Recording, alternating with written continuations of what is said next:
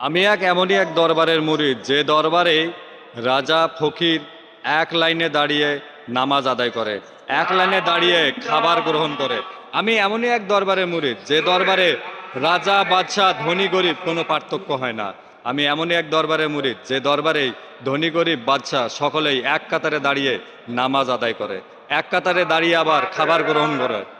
অতএব অলিয়া উলিয়ার দপ্তর বাংলাদেশে অনেক রয়েছে, কিন্তু বাংলাদেশের মধ্যে আমার কাছে সবচেয়ে ভালো লাগে যেখানে শরীয়তের কার্যকলাপের এমন কোনো নিষেধাজ্ঞা নেই যে কাজগুলো নিষেধাজ্ঞার মধ্যে পড়ে।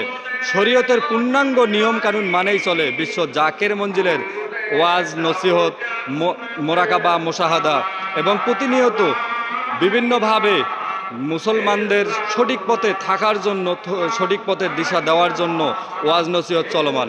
এখন জুম্মার নামাজের পর এত সুন্দরভাবে মিলাদ মাহফিল হচ্ছে যেটা হৃদয়কে আঁকড়ে ধরে।